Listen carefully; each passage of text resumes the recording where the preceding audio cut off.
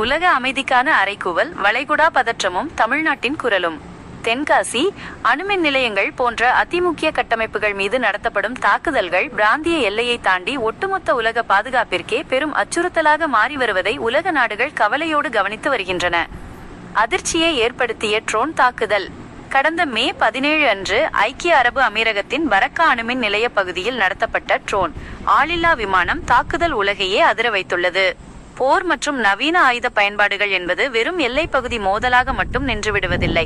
அவை ஒட்டுமொத்த மனித குலத்தின் வாழ்வாதாரத்தையும் ஒட்டுமொத்த உலகச் சூழலையும் எவ்வளவு கொடூரமாக பாதிக்கும் என்பதற்கு இந்த சம்பவமே சாட்சியாக அமைந்துள்ளது.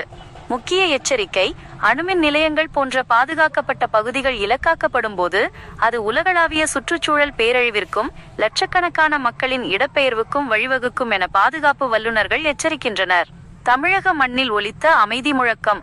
வளைகுடா பகுதியில் நிலவும் இந்த அசாதாரண பதற்றத்தை தணித்து உலக அமைதியை வலியுறுத்தும் வகையில் தமிழ்நாட்டிலிருந்து ஒரு பலத்த குரல் எழுந்துள்ளது. தென்காசி மாவட்டம் புளியங்குடி பகுதியில் எளிய உழைக்கும் தொழிலாளர்கள் அனைவரும் ஒன்றிணைந்து வளைகுடாவில் அமைதி நிலவட்டும் என்ற உன்னத முழக்கத்தோடு ஒரு பிரம்மாண்ட அமைதி பேரணியை நடத்தினர். பேரணியின் சிறப்பம்சங்கள்.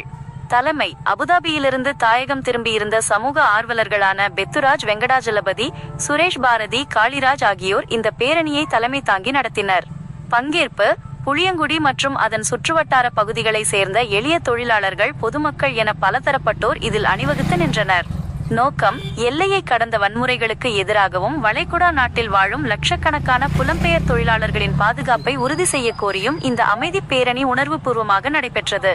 போர் மேகங்கள் சூழ்ந்துள்ள வளைகுடா பகுதிக்கு தமிழகத்தின் தென் மாவட்ட கிராமத்து எளிய மக்களின் இந்த அமைதி முழக்கம் உலகளாவிய சகோதரத்துவத்தையும் மனிதநேயத்தையும் பறைசாற்றுவதாக அமைந்துள்ளது.